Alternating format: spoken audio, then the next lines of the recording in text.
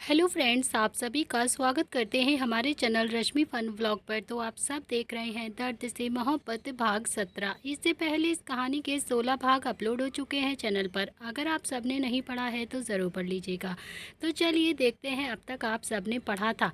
नील ने भी अपना सलाई व गटक लिया। उसकी आंखों के सामने उसकी पूरी फैमिली एकदम से आ जाती है, खास करके उसके दो छोटे शैतान भाई। उन दोनों की शक्ल याद करके तो नील के चेहरे का रंग एकदम से बदल गया था और एकदम से लाल हो गया था। नील ने भी झटके से अपनी गर्दन नामे हिलाई और बोला कि अरे अरे टीचर जी, आपको मेरी फैमिली से क्यों मिलना है? क्यों मिलना चाहती हैं आप मेरी फैमिली से? नहीं, मैं नहीं मिलवा सकता हूँ आपको अपनी फैमिली से। तो इतना आप देख चुके थे, अब देखते हैं आगे इस कहानी में क्या होता है। अवनी भी काफ़ी ज़्यादा हैरानी से बोलती है कि क्यों, मैं तुम्हारे परिवार से क्यों नहीं मिल सकती हूँ? यहाँ जितने भी बच्चे पढ़ते हैं ना, मुझे सबकी फैमिली के बारे में पता है। सबकी फैमिली से मैं मिल चुकी हूँ। बस तुम्हारी ही फैमिली के बारे में मुझे कुछ नहीं पता है। तुम भी अपनी फैमिली से मुझे मिलवा दो। अवनी की बात सुनकर तो नील भी अब एकदम से सोचने लगता है कि वो अब ऐसा क्या कहे कि अवनी का ध्यान एकदम से भटक जाए, लेकिन उसके दिमाग में इस वक्त कुछ भी नहीं आ रहा था। तभी अवनी बोलती है कि तुमसे बात कर रही हूँ, बताओ ना मुझे, कब मिलवाओगे अपनी फैमिली से मुझे? तभी नील के दिमाग की बत्ती एकदम से जल जाती है और वो थोड़ा सा शर्माते हुए बोलता है कि भला आप मेरी फैमिली से मिलकर क्या करोगी टीचर जी? अवनी को भी समझ में नहीं आया। वो थोड़ा सा हैरानी से बोलती है कि अरे फैमिली से क्यों मिलते हैं? तुम्हें नहीं पता है क्या? मैंने कहा ना कि मैं सारे बच्चों के माँ बाप से मिली हूँ, बस तुम्हारी ही फैमिली से अभी तक नहीं मिली हूँ। नील भी थोड़ा सा शर्माते हुए बोलता है कि साफ साफ बताइए ना आप टीचर जी कि मेरे परिवार से क्यों मिलना चाहती हैं आप? बताइए ना मुझे। इतना कहकर उसने भी एक बार फिर से अवनी की तरफ नहीं देखा, बल्कि और भी ज़्यादा शर्माने की कोशिश करने लगता है। वो थोड़ा सा और ज़्यादा नाटक करने लगा। अवनी को भी समझ में नहीं आ रहा था कि आखिर नील इतना ज़्यादा शर्मा क्यों रहा है। अवनी भी बोलती है कि ओह हेलो, तुम इतना ज़्यादा शर्मा क्यों रहे हो? तो नील बोलता है कि अरे अब आप मेरी फैमिली से मिलेंगी तो फिर मुझे तो शर्म आएगी ही ना टीचर जी। अवनी भी थोड़ा हैरानी से बोलती है कि अरे मैं तुम्हारी फैमिली से मिलूंगी तो तुम्हें शर्म क्यों आएगी? इसमें शर्माने वाली क्या बात है? तो नील बोलता है कि अरे हमारे यहाँ लड़का लड़की में फ़र्क नहीं करते हैं ना।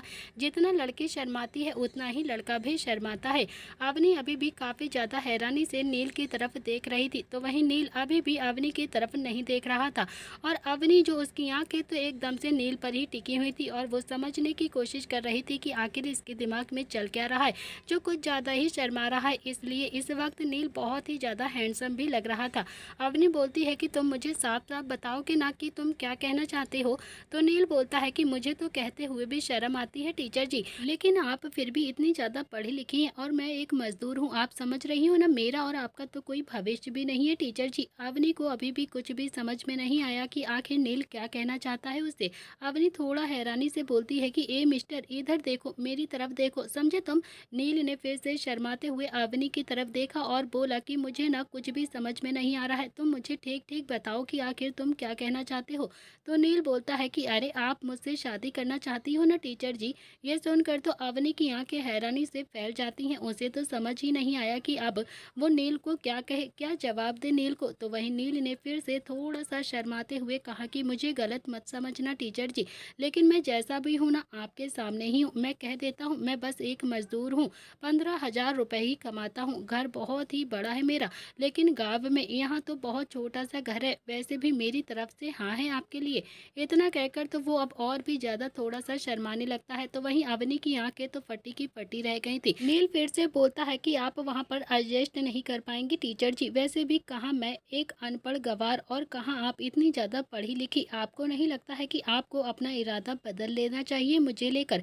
यह सुनकर तो अवनी की आंखें जो पहले से ही फटी हुई थी वो अब और भी ज़्यादा हैरानी से बड़ी हो जाती हैं। और फिर आखिरकार उसने भी नील के सर पर एक हाथ मारा और कहा कि तुम कुछ ज़्यादा ही नहीं बोलते हो, बहुत ज़्यादा पक पक पक पक करने लगे हो, तुम ज़्यादा नहीं सोचते हैं, समझे तुम? तुम्हें क्या लगता है कि मैं तुम्हारे घर क्यों जा रही हूँ, तुम्हारी फैमिली से क्यों मिलने जा रही हूँ? तो नील ने भी अब अपना सर हल्का सा रब किया और फिर थोड़ा सा मासूम सी शक्ल बनाकर बोलता है कि वही तो पूछ रहा हूँ ना आपसे टीचर जी कि आप मेरे घर जाना क्यों चाहती हैं? हमारे यहाँ तो जब एक लड़का या एक लड़की को अपने घर लेकर जाता है ना, तो फिर पूरे गाँव को पता चल जाता है कि वो उससे शादी करने वाला है और इसीलिए मैंने सोचा कि शायद आप भी मेरे घर जाने वाली हैं मुझसे शादी करने के लिए। लेकिन मैं अच्छे से जानता हूँ कि आप जैसी लड़की मुझसे कभी शादी नहीं करेगी। कहाँ आप इतनी सुंदर परी जैसी, आपकी मोटी मोटी आँखें, भारी भारी पलकें, दूध जैसा गोरा रंग, सिल्की सी बाल, पतले पतले पिंक से होंठ, आपकी गर्दन एकदम से सुरई जैसी है और आप जब हल्के रंग के कपड़े पहनती हो ना तो बहुत ही ज़्यादा खूबसूरत लगती हो टीचर जी।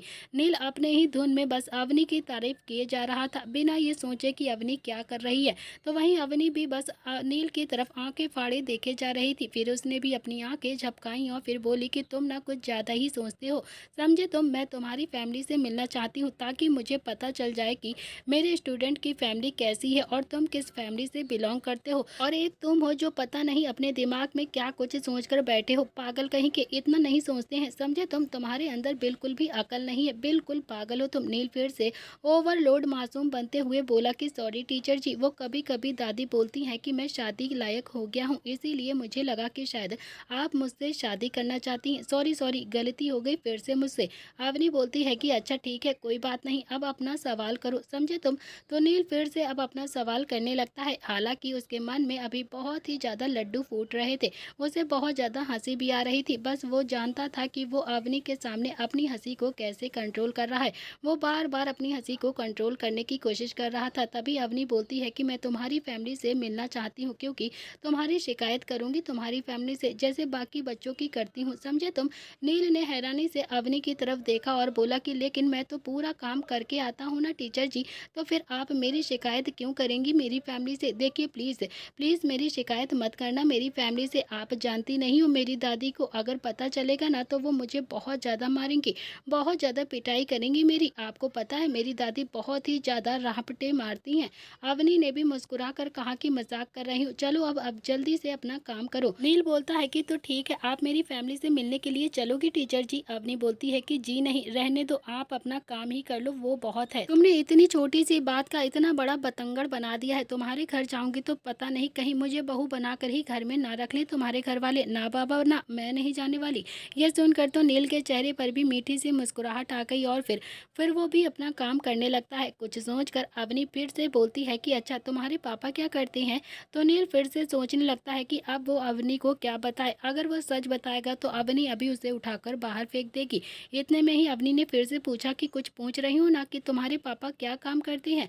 नील बोलता है कि जी समोसे बेचते हैं और अगले ही पल उसने भी अपनी जीभ दांते तले दबा ली। अवनी ने कहा कि अच्छा कहाँ पर बेचते हैं तुम्हारे पापा समोसे। चलो किसी दिन टाइम होगा ना तो फिर मैं और तुम्हारे पापा की दुकान पर समोसे खाने के लिए जरूर चलेंगे। लेकर चलोगे ना मुझे अपने दुकान पर समोसे के लिए। तो नील ने भी हाँ में अपनी गर्दन हिला दी, लेकिन वो अच्छे से जानता था कि वो अपनी ही कही हुई बात में अब पूरी तरह से फंस गया है।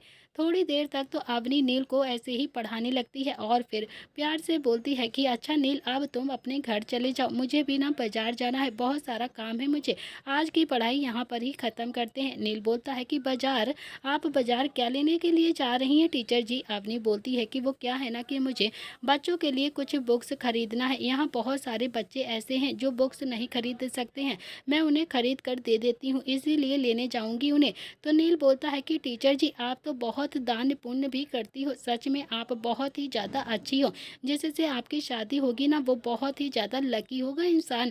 अवनी ने भी थोड़ा सा मुस्कुरा कर कहा कि मैं शादी नहीं करूँगी, अगर मैंने शादी कर ली तो फिर इन बच्चों का क्या होगा, इसीलिए मैं कभी भी शादी नहीं करूँगी समझे तुम। तो नील ने भी हाँ में अपनी गर्दन हिला दी और फिर बहुत ही ज़्यादा मासूमियत के साथ बोलता है कि अच्छा टीचर जी मैं आज दोस्त की बाइक मांग कर लाया हूँ, अगर आप कहोगी तो फिर मैं आपको बाजार तक छोड़ दूंगा। अवनी बोलती है कि अरे नहीं नहीं तुम ना रहने दो, मैं अकेले ही चली जाऊंगी मार्केट, तुम्हारी कोई ज़रूरत नहीं है, तुम अपने घर जाओ, ज़्यादा दूर नहीं है मार्केट, यहीं पर है, बाहर से रिक्शा मिलता है, मैं चली जाऊंगी, तुम अब अपने घर चले जाओ। तो नील बोलता है कि अरे टीचर जी मेरी आज छुट्टी है ना, चलिए ना प्लीज़, मैं लेकर चलता हूँ आपको मार्केट और साथ में गोलगप्पे भी खा लेंगे, बहुत ज़्यादा टेस्टी होते हैं गोलगप्पे। अवनी बोलती है कि तुम गोलगप्पे खाते हो।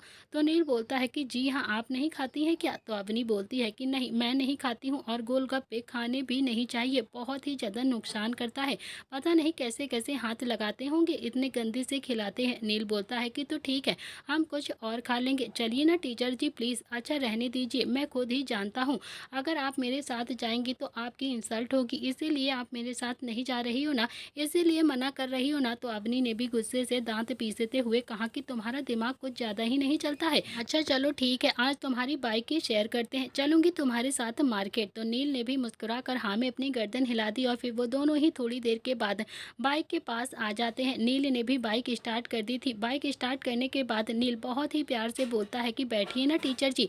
लेकिन अवनी ने कहा कि मैं कभी बाइक पर नहीं बैठी हूँ, मुझे नहीं पता है कि कैसे बैठते हैं, तो मुझे गिरा तो नहीं दोगे ना बाइक से। तो नील भी बहुत ही मुस्कुरा कर बोलता है कि अरे नहीं टीचर जी, मैं आपको क्यों गिराने लगा, मैं नहीं गिराऊंगा आपको, आप बैठिए तो सही। तो अच्छा आप मुझे पकड़ लेना, ऐसे पकड़ कर बैठ जाइए मुझे। अवनी ने भी हल्के से हाँ में अपनी गर्दन हिलाई और बोली कि कैसे बैठूं, क्रॉस करके। तो नील ने कहा कि हाँ जैसे आपको सही लगे आप वैसे बैठ जाइए, मुझे कोई प्रॉब्लम नहीं है, फिर मुझे ना पकड़ लेना आप, कुछ नहीं होगा, बिल्कुल भी नहीं गिरेंगी आप टीचर जी। अवनी बोलती है कि तुम तो ऐसे कह रहे हो जैसे रोज किसी ना किसी को बाइक पर लेकर जाते हो, कि जैसे कोई ना कोई तो तुम्हारी बाइक पर चढ़ा ही रहता है। नील बोलता है कि नहीं टीचर जी, मुझे मेरे महादेव की कसम आपके अलावा मेरी बाइक के पीछे कोई भी नहीं बैठा है, मतलब आज पहली बार ही आप मेरी बाइक के पीछे बैठोगी। अवनी के चेहरे पर भी अब हल्की हल्की से मुस्कुराहट आ जाती है। जब जब नील उससे बातें करता था उसे ऐसा लगता था कि नील दिल का बहुत ही ज़्यादा साफ है और बहुत ही ज़्यादा अच्छा इंसान है। तो अवनी भी बहुत प्यार से बोलती है कि अच्छा ठीक है, ज़्यादा बातें मत बनाओ, बैठती हूँ, लेकिन हाँ तुम धीरे से ही गाड़ी चलाना। तो नील ने भी हाँ में अपनी गर्दन हिला दी और फिर अवनी जैसे तैसे बाइक पर बैठ जाती है। उसने भी नील के कंधे को जल्दी से पकड़ लिया था और नील के चेहरे पर तो बड़ी सी मुस्कुराहट आ गई थी। वो मन ही मन बोलता है कि हाय हाय, काश ये सफ़र कभी ख़त्म ही ना हो, ये सफ़र हमेशा ऐसे ही चलता रहे। इतना कहकर उसने भी बाइक में रेस दे दी और थोड़ी ही देर में वो दोनों ही बाइक पर जा रहे थे। नील बोलता है कि टीचर जी ज़्यादा तेज तो नहीं चला रहा हूँ ना मैं बाइक। अवनी बोलती है कि नहीं नहीं, ज़्यादा तेज नहीं है, लेकिन इससे ज़्यादा तेज चलाना भी मत, मुझे ना बहुत ज़्यादा डर लगता है, बस इतनी ही स्पीड में चलाओ। अब यही पास में जो बाजार है ना वहीं पर गाड़ी रोक देना, ओके मैं यहीं से ही सामान ले लूँगी। नील बोलता है कि जी टीचर जी। नील ने भी अब थोड़ी देर बाद बाइक एक बाजार के पास आकर रोक दी थी। अवनी धीरे से बाइक से नीचे उतर गई और नील भी बाइक से नीचे उतरता है और बहुत ही प्यार से बोलता है कि चलिए टीचर जी, आपको जो जो खरीदना है ना आप खरीद लीजिए जल्दी से। तो अवनी भी बोलती है कि नहीं नहीं, तुम अब घर चले जाओ, मैं खुद ही खरीद कर घर वापस आ जाऊंगी। नील बोलता है कि अरे टीचर जी, आप ही ने तो कहा था ना कि आप बहुत सारी बुक्स खरीद रही हैं, तो फिर आपको एक ऐसा इंसान भी तो चाहिए होगा ना जो वो किताबों को उठा ले, तो मैं उठा लूँगा ना आपकी सारी किताबों को। अवनी भी अब मना नहीं कर पाती है नील को, वो बोलती है कि चलो ठीक है, अच्छा जो तुम कहो वही सही। इतना बोलकर वो दोनों ही उस बाजार के अंदर आ जाते हैं। इधर दूसरी तरफ रुद्र भी अपने कमरे में इधर उधर चक्कर लगा रहा था। उसका दिमाग भी अब पूरी तरह से खराब हो चुका था। उसे समझ में नहीं आ रहा था कि वो अपने और नील के बीच की दूरियों को कैसे ख़त्म करे, क्योंकि बिना उससे बात करे वो रह ही नहीं पा रहा था। जब जब वो किट्टू के बारे में सोचता उसका दिमाग एकदम से खराब हो जाता।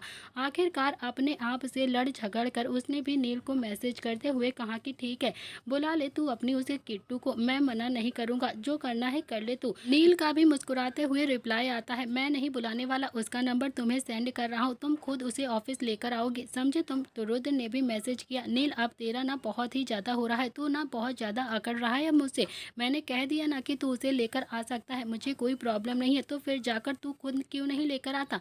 नील बोलता है कि ये तुझे मुझ पर एहसान मत कर, समझा। तू अगर तू दिल से चाहता है कि किट्टू हमारा ऑफिस ज्वाइन करे तो फिर तू खुद ही उसे लेकर आएगा हमारे ऑफिस में, प्लीज़। मैं तेरी भाभी के साथ बहुत ज़्यादा बिजी हूँ, मुझे ना परेशान मत कर, मेरी अच्छी खासी डेट का कबाड़ा मत कर, तू चुपचाप से किट्टू को लेकर ऑफिस आ जाइयो, समझा तू। इतना कहकर उसने भी अपना फ़ोन साइलेंट किया और जेब में रख लिया और अवनी के पीछे पीछे जाकर खड़ा हो गया। अवनी को निहारने लगता है और अवनी भी एक दुकान से कुछ किताबें खरीद रही थी। तभी नील की नज़र एक आदमी की तरफ जाती है। वो आदमी बहुत ही हैरानी से नील की तरफ देख रहा था। नील ने भी अपने कॉलर से अपना चेहरा छुपा लिया और फिर हल्का सा पलट गया और खुद में ही बड़बड़ाते हुए बोलता है कि यार यार ये गुप्ता अंकल यहाँ पर क्या कर रहे हैं, ये मेरी तरफ ऐसे घूर घूर कर क्यों खा जाने वाली नज़रों से देख रहे हैं। इन्होंने अगर दादी या फिर माँ को कुछ भी बता दिया ना तो मेरी तो वाट लग जाएगी।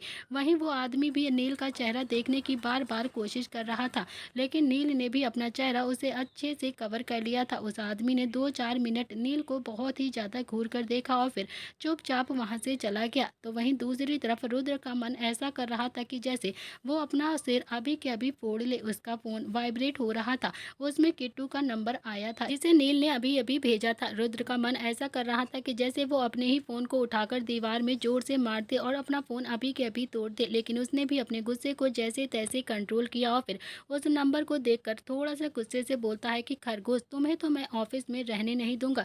ऐसे हालात पैदा करूँगा ना कि तुम्हें नील तुम्हें खुद ही इस ऑफ़िस से बाहर निकाल देगा। तुम बस अब देखती जाओ। लेकिन फ़िलहाल तो तुम्हें ऑफ़िस लेकर आना ही पड़ेगा मुझे, क्योंकि मैं अपने भाई से दूर नहीं रह सकता। इतना कहकर उसने भी किट्टू का नंबर डायल कर दिया और थोड़ी देर में ही फ़ोन रिसीव हुआ। सामने से आवाज़ आती है, हेलो जी, कौन बोल रहा है? तो रुद्र बोलता है कि मैं बोल रहा हूँ रुद्राक्ष प्रताप सिंह। किट्टू के दिमाग से रुद्र का नाम एकदम से निकल चुका था। उसे तो याद भी नहीं था कि रुद्र का नाम ही रुद्राक्ष है। वो बोलती है कि जी कौन, रुद्राक्ष प्रताप सिंह? रुद्र बोलता है कि अच्छा, इतनी जल्दी भूल गई तो मुझे? कल ही तो हम दोनों भाइयों के बीच में लड़ाई करवा के गई हो ना तुम। तो किट्टू अब एकदम से चुप हो गई थी। रुद्र ने भी अपना गुस्सा कंट्रोल किया और बोला कि देखो, अब तुम कल से ऑफिस आ सकती हो, तो मुझे ना कोई प्रॉब्लम नहीं है। इतना कहकर वो फ़ोन को कट करने लगता है और तभी किट्टू की आवाज़ आती है कि नहीं सर, मुझे ऑफिस नहीं आना है। मैं ना आपके वहाँ काम नहीं कर सकती हूँ। आपने मुझे कॉल किया है, इसके लिए थैंक यू। इतना बोलकर किट्टू अभी कॉल को कट कर देती है। तो वही रुद्र वो अपनी आंखें फाड़े अपने फ़ोन की तरफ देखे जा रहा था और फिर गुस्से से दांत पीसते हुए खुद से बड़बड़ाते हुए बोला कि यार, बड़े से बड़ा बिजनेसमैन मुझसे मिलने के लिए अपॉइंटमेंट लेता है, तरसता है मुझे देखने के लिए, और एक ये पद्दी सी लड़की मुझे एटीट्यूड दिखा रही है। रुद्राक्ष प्रताप सिंह को नखरे दिखा रही है ये पिद्दी सी लड़की। अगर नील को इस पर तरस नहीं आता ना, तो सच कहता हूँ मैं इसे बताता अभी मुझे इग्नोर करने का क्या अंजाम होता है, मेरा फ़ोन काटने का क्या अंजाम होता है। रुद्र ने भी अपना गुस्से को जैसे तैसे कंट्रोल किया और फिर एक बार फिर से किट्टू का नंबर डायल किया। इधर दूसरी तरफ से किट्टू ने फ़ोन रिसीव किया और फिर से एक मीठी सी आवाज़ में बोलती है कि सर प्लीज़, आप मुझे बार बार कॉल करने से कोई भी फ़ायदा नहीं होगा। मैं डिसाइड कर चुकी हूँ, मैं उस ऑफिस में जॉब नहीं करूँगी। मैं नहीं चाहती हूँ कि आपके भाई के साथ आपकी लड़ाई हो जाए। तो किट्टू की बात सुनकर रुद्र को अब बहुत ही ज़्यादा गुस्सा आ जाता है। वो भी दांत पीसते हुए बोलता है कि खुद को समझती क्या हो तुम? क्या समझती हो तुम खुद को? तुम जानती भी हो किससे बात कर रही हो तुम? तुम्हें अंदाज़ा भी है तुम क्या बोल रही हो? रुद्राक्ष प्रताप सिंह, गूगल पर सर्च करोगी ना तो पता चल जाएगा कि मैं कौन हूँ और तुम किससे बात कर रही हो। तुम मुझे नखरे दिखा रही हो सिर्फ इसीलिए क्योंकि मैंने तुम्हें कॉल किया है ना? अगर नील को तुम पर तरस नहीं आता ना, तो सच कहता हूँ मैं तुम्हें अपने घर में नौकरानी भी न रखता। लेकिन मैं फिर भी तुम्हें ऑफिस में जॉब दे रहा हूँ, तुम्हें बस कुछ सोच कर ही बुला रहा हूँ। अब ज़्यादा ड्रामा मत करो, समझे? तुम चुपचाप से ऑफिस आ जाना कल। किट्टू ने भी अपने आंसुओं को कंट्रोल करते हुए कहा कि सर, मैंने कहा ना कि मैं नहीं आऊँगी, नहीं आऊँगी, मुझे नहीं करना है। प्लीज़, मैं नहीं आ सकती हूँ आपके वहाँ काम करने के लिए। मुझे बार बार फ़ोन करके परेशान मत कीजिए। मैं आपकी और आपके भाई के बीच की लड़ाई बिल्कुल भी नहीं चाहती हूँ सर। प्लीज़ प्लीज़ सर, समझने की कोशिश कीजिए। आप वहाँ पर नहीं आ सकती हूँ मैं। रुद्र ने भी अपने गुस्से को जैसे तैसे फिर से कंट्रोल किया और फिर से बोलता है कि तुम जानती हो मेरे ऑफिस में काम करने के लिए कितना एजुकेटेड होना ज़रूरी है, पता भी है तुम्हें? और तुम जिसका स्कूल भी ठीक से पास है भी या फिर नहीं, ये मैं नहीं जानता हूँ, मगर फिर भी तुम्हें एक अच्छी जॉब ऑफर कर रहा हूँ, वो भी रुद्राक्ष प्रताप सिंह खुद कॉल करके तुम्हें बुला रहा है और तुम हो जो मुझे ऐसे नखरे दिखा रही हो। ठीक है, तो ठीक है, मत आओ ना मेरे ऑफिस में जॉब करने के लिए वैसे भी बहुत ज़्यादा एजुकेटेड होना भी बहुत ज़्यादा ज़रूरी है, समझी तुम? लड़के लड़कियाँ मेरे पास के बाहर खड़े रहते हैं ना ताकि उन्हें यहाँ पर नौकरी मिल जाए, और तुम्हें मिल रही है तो तुम ऐसे नखरे दिखा रही हो। तो ठीक है, रखो तुम अपने नखरे अपने पास। नहीं बुलाने वाला है रुद्राक्ष प्रताप सिंह तुम्हें अपने ऑफिस में काम करने के लिए। मैं कोई तुम्हारे नखरे नहीं उठाने वाला हूँ। इतना कहकर रुद्र ने भी फ़ोन को कट कर दिया। तो वहीं किट्टू, उसकी आंखों में तो हल्का हल्का सा पानी आ जाता है। उसने भी अपने आंसुओं को पोंछा और तभी उसकी माँ बोलती है कि किट्टू, क्या हुआ है बेटा? तू इतना ज़्यादा रो क्यों रही है? किसी ने कुछ कहा है क्या तुझसे? नरेन ने कुछ कहा है क्या? किट्टू ने भी ना में अपनी गर्दन हिलाई और बोली कि नहीं मम्मी, माँ पापा तो अभी तक आए भी नहीं है। सौम्या भी थोड़ा सा मुंह बनाकर बोलती है कि नरेन पता नहीं कब आएंगे, कहाँ चले गए हैं नरेन? तू परेशान मत हो बेटा, जब नरेन आएंगे ना तो फिर तेरे आंसुओं को खुद ही पोंछ देंगे। किट्टू ने भी अपनी माँ को अपने गले लगा लिया और फिर खुद में ही मन में बोलती रहती है कि पता नहीं माँ पापा कब आएंगे, कब हमारे दुख को दूर करेंगे वो। फिर उसने भी अपनी माँ से कहा कि माँ, मैं खाना बनाती हूँ आपके लिए, आप खाना खा लो और फिर दवाई ले लेना, आपको भूख लगी होगी ना। सौम्या ने भी हाँ में अपनी गर्दन हिलाई और फिर किट्टू भी खाना बनाने लगती है। तो वहीं दूसरी तरफ रुद्र का सिर एकदम से फटने के लिए तैयार था। वो खुद से गुस्से से बड़बड़ाते हुए बोलता है कि पता नहीं खुद को क्या समझती है ये लड़की, परी लोक की परी है क्या ये? अपने आप को क्या समझती है? नखरे तो ऐसे दिखाती है कि जैसे मैं यहाँ पर उसके नखरे उठाने के लिए ही बैठा हूँ। बदतमीज़ लड़की, एक नंबर की बदतमीज़ है। एक मेरा भाई है, पता नहीं उसने किट्टू में क्या देख लिया जो उस पर जरा सा तरस खाने लगता है। वो ऐसी लड़की तरस खाने लायक बिल्कुल भी नहीं होती है, बहुत बदतमीज लड़की है ये। समझ नहीं आ रहा है कि अब रुद्र खुद को कैसे समझा रहा है या फिर गुस्सा निकाल रहा था अपने ऊपर, लेकिन उसे खुद पर बहुत ही ज्यादा गुस्सा आ रहा था इस वक्त। उसे किट्टू को जैसे तैसे ऑफिस तो लेकर आना ही पड़ेगा, वरना उसका भाई उससे कभी भी बात नहीं करेगा। बस अब वो यही सोच रहा था कि वो किट्टू को लेकर कैसे ऑफिस आए। कुछ ही देर में रुद्र ऐसे ही बेचैन रहता है और फिर से अपना फ़ोन लेता है और नील को मैसेज करके बोलता है कि तुझे उस लड़की का घर का एड्रेस पता है क्या। तो नील का रिप्लाई आता है कि भेज रहा हूँ, 2 मिनट रुक। और थोड़ी ही देर में नील ने भी रुद्र के फ़ोन में किट्टू के घर का एड्रेस भेज दिया था। एड्रेस देखते ही रुद्र का पारा तो एकदम से गुस्से से चढ़ गया था। वो पैर पटकता हुआ गुस्से से बोलता है कि छोड़ूंगा नहीं नील, ना तुझे छोड़ूंगा अब मैं, और ना ही तेरे इस बच्चे को छोड़ूंगा मैं। याद रखना तुम दोनों, रुद्राक्ष प्रताप सिंह नाम है मेरा, मुझसे टकराने वाला कहीं का भी नहीं रहता है। अब तुम देखना तुम्हारा क्या करता हूँ मैं खरगोश। इतना कहकर उसने भी गुस्से में गाड़ी की चाबी उठाई और फिर सीधा अपने कमरे से निकलकर बाहर आ जाता है। वो सीढ़ियों से होता हुआ बाहर की तरफ जा रहा था कि तभी पीछे से संजय ने उसे रोकते हुए कहा कि रुद्र, इतने ज्यादा गुस्से में कहाँ जा रहे हो तुम, रुको बताओ मुझे कहाँ जा रहे हो तुम। तो रुद्र ने भी कसकर अपनी आंखें बंद कर ली और फिर अपने गुस्से को थोड़ा सा कंट्रोल किया और बिना पलटे ही कहा कि आपकी बहू को लाने के लिए जा रहा हूँ, आरती की थाली लेकर दरवाजे पर खड़े रहना आप। इतना कहकर वो भी गुस्से से तमतमाता हुआ पैर पटक कर वहां से चला जाता है। उसके जाते ही संजय की नज़र दादाजी पर जाती है जो कि सिटिंग एरिया में बैठे हुए अखबार को पढ़ रहे थे। उन्होंने भी बिना संजय की तरफ देखे हुए ही कहा कि क्या सोच रहा है, तेरा ही बेटा है, सीधे मुंह बात कहाँ करता है। जैसे तू मुझसे सीधे मुंह बात नहीं करता है वैसे ही तेरा ये रुद्र तुझसे नहीं करता है। संजय ने भी अब कुछ नहीं कहा और चुपचाप से अपने कमरे के अंदर चला गया। तो वहीं दूसरी तरफ रुद्र ने भी गाड़ी उस अपार्टमेंट के बाहर आकर रोकी जहाँ पर किट्टू रहती थी। रुद्र उस अपार्टमेंट को बहुत ही ध्यान से देखकर बोलता है कि यार हाँ तो पहले भी आया हूँ मैं, कब आया हूँ मगर याद नहीं आ रहा है। उसने भी अपने दिमाग पर थोड़ा सा जोर डाला तो उसे एकदम से याद आ जाता है कि उसने किट्टू को यहाँ पर ही ड्रॉप किया था जब वो उस दिन बरसात में उसे लड़के को छेड़ रहा था। तो रुद्र खुद से बोलता है कि ओ तेरी, ये तो वही लड़की है जिसे मैंने इस रात को लिफ्ट दी थी और उस दिन तो बड़ी ही शरीफ लग रही थी ये लड़की, लेकिन ये नहीं पता था कि इतनी चंट चालाक है ये लड़की कि मेरे ही भाई को फंसा लेगी। क्या करूं मैं इस लड़की का। कुछ ही देर तक तो अब रुद्र अपने गुस्से को वहां पर कंट्रोल करता रहता है खड़े होकर। फिर उसने भी किट्टू का नंबर एकदम से अपने फ़ोन में निकाला और डायल कर दिया और फिर उसे फ़ोन पर इंस्ट्रक्शन देते हुए बोला कि तुम्हारी बिल्डिंग के नीचे खड़ा हूँ, मुझसे आकर अभी के अभी मिलो। इतना कहकर उसने भी जल्दी से फ़ोन को कट करके अपनी जेब में रख लिया। तो वहीं किट्टू जो कि अपने कमरे में बैठी हुई थी वो भी जल्दी से अब बालकनी में आकर झांक कर देखती है। उसने झांक कर देखा तो रुद्र अपनी गाड़ी से टेक लगाकर वहीं पर खड़ा हुआ था। आसपास के लोग उसे घूर घूर कर देखे जा रहे थे क्योंकि वो जगह रुद्र के जाने के लायक तो बिल्कुल भी नहीं थी। रुद्र एक बहुत ही नामी बिजनेसमैन था जो पहली बार वहां पर देखा गया था। किट्टू को समझ में नहीं आया कि अब वो क्या करे। फिर उसने भी सौम्या की तरफ देखा और कहा कि माँ मैं अभी बस 2 मिनट में आ रही हूँ, ठीक है आप यहीं पर रहना। तो सौम्या ने भी हाँ में अपनी गर्दन हिला दी और फिर किट्टू वहां से चली जाती है। किट्टू अपनी बिल्डिंग के नीचे जल्दी से आती है जहाँ पर रुद्र उसका इंतजार कर रहा था। वो जल्दी से रुद्र के पास आती है तो किट्टू रुद्र को देख ही रही थी कि रुद्र ने भी अपना चश्मा उतारा और फिर किट्टू को ऊपर से नीचे तक बहुत ही गौर से देखा और फिर मन ही मन खुद से बोलता है कि यार इस लड़की के लिए मेरा भाई मुझसे लड़ रहा है अपने भाई से। खैर छोड़ो, मैं भी ना ऐसी हालात पैदा कर दूंगा इस लड़की के साथ कि नील इसे खुद ही अपनी कंपनी से निकाल देगा और नफरत करने लगेगा इसे किट्टू जैसी खरगोश जैसी लड़की से। फिलहाल तो इसे ऑफिस में ज्वाइन करवाना बहुत ज्यादा जरूरी है। रुद्र थोड़ा सा मीठा होता है और प्यार से बोलता है अपने मन ही मन, मान जाएगी, क्यों नहीं मानेगी, क्योंकि शकल से ही बेवकूफ लगती है ये लड़की। किट्टू ने भी धीरे से कहा कि सर आप यहाँ पर।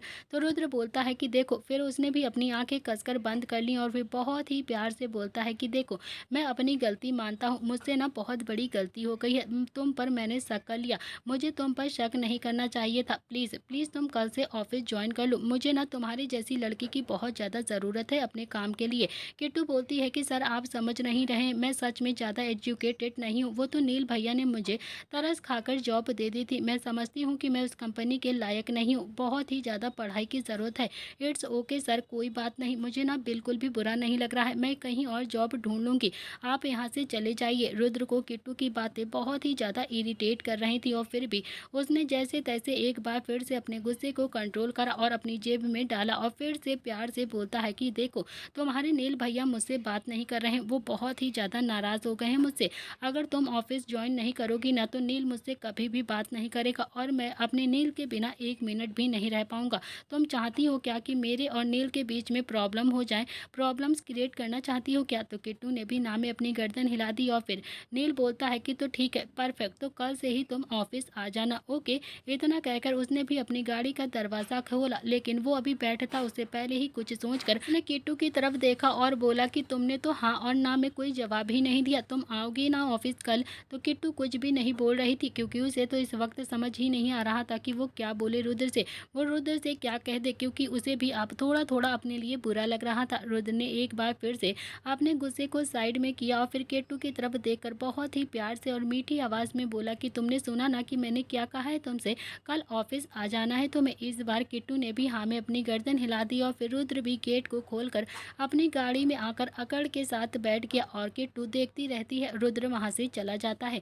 उसके जाते ही किट्टू के चेहरे पर हल्की हल्की सी मुस्कुराहट आ जाती है क्योंकि उसे इस वक्त नौकरी की बहुत ज़्यादा ज़रूरत थी और फाइनली उसे अब नौकरी मिल ही चुकी थी, वो भी इतनी बड़ी कंपनी में। किट्टू को ये नहीं पता था कि रुद्र उसका जीना हराम कर देगा। किट्टू भी बहुत ज़्यादा खुश होकर अपने बिल्डिंग के अंदर चली जाती है। तो वहीं रुद्र ने भी ड्राइव करते हुए नील को फ़ोन किया, तो नील ने भी फ़ोन रिसीव किया और रुद्र बोलता है कि बोल दिया मैंने उस किट्टू को, कल से ऑफिस ज्वाइन कर लेगी, कल से आ जाएगी तेरी वो सो कॉल्ड खरगोश जैसी तुम्हारी प्यारी सी बहन। इतना कहकर उसने भी फ़ोन को कट कर दिया क्योंकि इस वक्त रुद्र बहुत ही ज़्यादा गुस्से में था। तो वहीं नील के चेहरे पर तो बड़ी सी मुस्कुराहट आ गई थी और दिल में थोड़ा थोड़ा सा सुकून भी। उसने भी अपने फ़ोन को एकदम से किस करते हुए प्यार से कहा कि तू कितना अच्छा है रुद्र, कितना अच्छा है तू यार, मैं ज़रा सा गुस्सा क्या हो जाऊँ तुझसे, तू तो पूरी दुनिया को उल्टा घुमाने में एकदम से लग जाता है। सच में तेरे जैसा भाई मिलना बहुत ज़्यादा मुश्किल है, सच में प्यार तो तू मुझसे बहुत ज़्यादा करता है। और तभी अवनी उसके पास आती है और बोलती है कि चलो हो गया, अब हमें घर चलना चाहिए, नहीं तो हमें लेट हो जाएगा। नील ने भी हाँ में अपनी गर्दन हिला दी और फिर अवनी के हाथ में जो बुक्स थी उन्हें नील ने खुद ही पकड़ लिया। थोड़ी ही देर में नील अपनी बाइक को चला रहा था और अवनी जो उसके पीछे आराम से बैठी हुई अपनी बुक्स को पकड़े हुए बैठी थी। नील ने भी बाइक अवनी के घर के बाहर आकर रोकी और अवनी भी बाइक से उतर गई।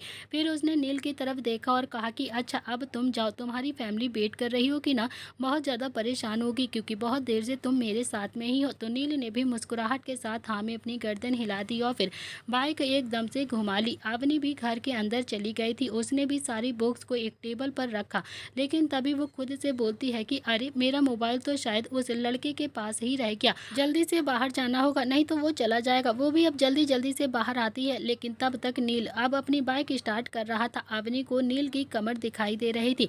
अवनी बोलती है कि सुनो, नील के चेहरे पर तो बड़ी सी मुस्कुराहट आ जाती है। वो अपने मन ही मन बोलता है कि प्लीज़ प्लीज़ अवनी एक बार बोल दो, बस एक बार बोल दो ना, बालम बालम नाम करके बुला दो ना एक बार मुझे। अवनी भी अपना सलाइवा गटक कर अपने मन ही मन बड़बड़ाते हुए बोलती है कि यार इतना गंदा नाम कौन रखता है, इतना गंदा सा नाम रखा है इन्होंने अपना, कैसे लूँ मैं इनका इतना गंदा सा नाम अपने मुँह से। उसने एक बार फिर से जोर से आवाज़ लगाते हुए कहा कि सुनो ना, अरे सुनो, मैं आवाज़ लगा रही हूँ तुमसे, रुको रुको। तो नील के मन में तो बहुत ज़्यादा लड्डू फूट रहे थे। वो फिर से बोलता है कि हाँ बिल्कुल बिल्कुल ऐसे ही माँ पापा को बुलाती है, तुम भी बुलाओ ना प्लीज़।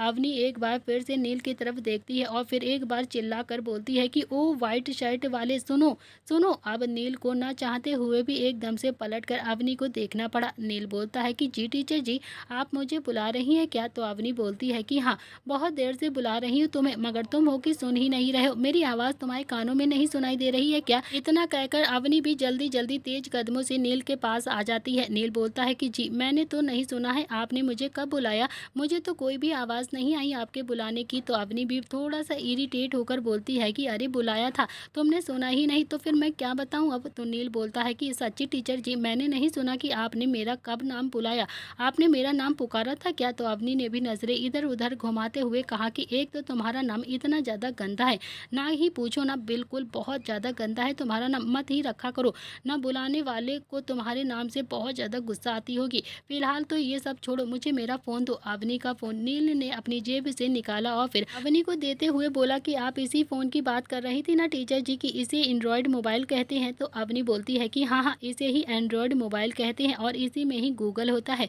जिससे हम कुछ भी सर्च करेंगे ना तो उसके बारे में हमें सारी जानकारी इकट्ठा कर सकते हैं, सारी चीज़ें पता चल जाती हैं घर बैठकर ही। नील भी थोड़ा सा मासूमियत के साथ बहुत ही प्यार से बोलता है कि अच्छा, ये कितने रुपए का आता है टीचर जी? अवनी बोलती है कि क्यों, तुम्हें खरीदना है क्या? तो नील ने भी और ज़्यादा मासूम बनकर कहा कि नहीं टीचर जी, लगता है ये बहुत ही ज़्यादा महंगा है, मैं नहीं खरीद पाऊंगा इसे।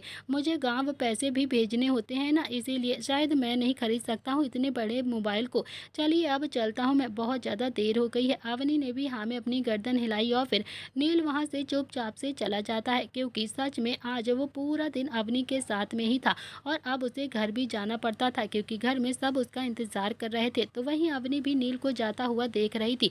फिर वो खुद से ही मुस्कुरा कर बोलती है कि सच में बहुत ही ज़्यादा इनोसेंट है, बहुत ही ज़्यादा इनोसेंट। इतना कहकर अवनी भी अपने घर के अंदर चली जाती है।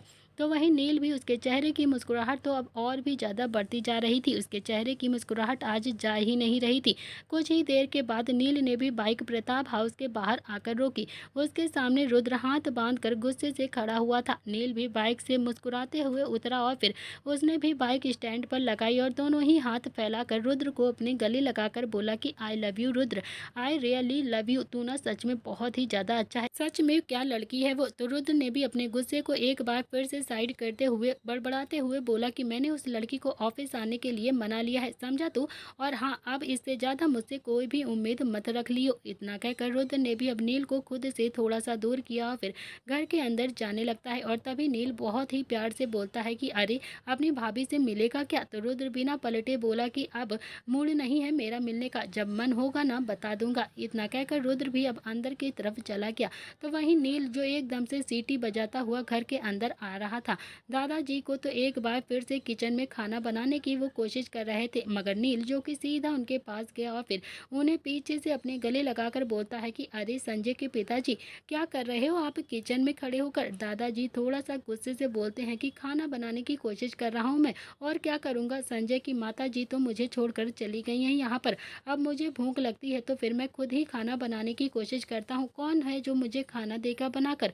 नील ने भी अपनी आंखें बंद कर ली और फिर उसकी आंखों के सामने एकदम से अवनी का चेहरा आ रहा था।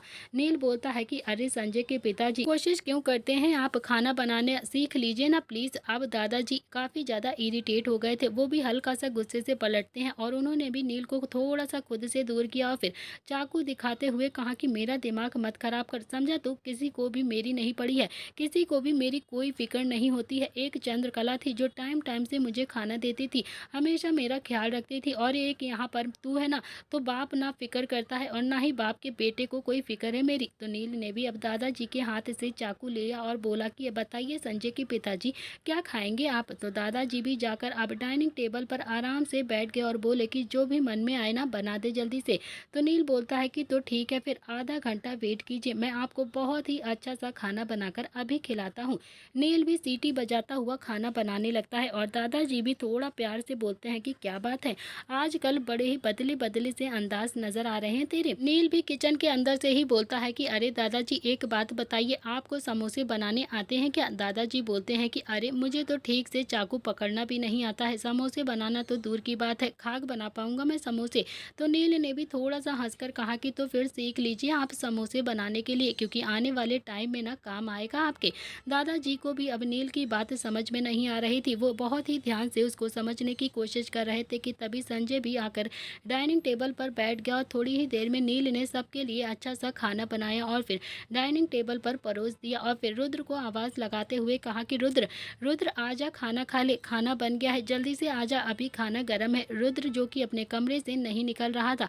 नील एक गहरी सांस लेकर बोलता है कि उफ, ओए होए, अब तक तो मुझे ना मना रहा था ये, लेकिन अब ऐसा लगता है कि मुझे ही इसे मनाना पड़ेगा। नील दादाजी की तरफ देखकर बोलता है कि दादाजी आप अपना खाना शुरू कीजिए, मैं उसे लेकर अभी आता हूँ। दादाजी और संजय दोनों ही अब खाना खाने लगते हैं। तो वहीं नील भी अब तेज कदमों से रुद्र के कमरे की तरफ बढ़ गया था उसे मनाने के लिए। जब वो अपने कमरे में पहुंचा तो रुद्र काफी ज्यादा गुस्से में बालकनी में खड़ा होकर बाहर की तरफ देख रहा था। रुद्र कभी भी किट्टू जैसी लड़की के सामने नहीं झुकता, लेकिन नील की वजह से आज वो एक मामूली सी लड़की के सामने भी झुक गया था। नील बालकनी में गया और रुद्र की कमर पर हाथ रखकर बोलता है कि रुद्र, एटीट्यूड होना बहुत अच्छी बात होती है, लेकिन इतना भी एटीट्यूड नहीं होना चाहिए, कि अपने एटीट्यूड में ही तुम बेचैन हो जाओ। रुद्र ने भी काफ़ी ज़्यादा गुस्से में नील की तरफ घूर कर देखा और बोला कि वो 2 कौड़ी की लड़की उसके सामने तूने मुझे झुका दिया है, समझा तू? तो नील ने इस बार थोड़ा-सा गुस्से भी नहीं किया, बल्कि रुद्र की आँखों में देखकर बहुत ही प्यार से बोलता है कि रुद्र, या तो जाता मत तू, अब चला गया है तो फिर इस बात को एक्सेप्ट कर ले, समझा तू? और एक बार तू ना बार-बार उस लड़की की बेइज़्ज़ती मत करा कर। मुझे बिल्कुल भी अच्छा नहीं लगता है जब तू किट्टू की बार-बार बेइज़्ज़ती करता है। ऐसा ना हो कि एक बार फिर से मेरे और तेरे बीच में खटास पैदा हो जाए, हम दोनों के बीच में फिर से लड़ाई हो जाए। तू किट्टू को कुछ भी मत कहा कर। तो दोस्तों, इसी के साथ इस कहानी का आज का एपिसोड यहाँ पर समाप्त हो रहा है। कैसा लगा आपको आज का एपिसोड? प्लीज़ कमेंट में ज़रूर बताइएगा। क्या करेगा रुद्र अब किट्टू के साथ? क्या सच में रुद्र कर पाएगा किट्टू से प्यार? कैसी होगी किट्टू और रुद्र की लव स्टोरी?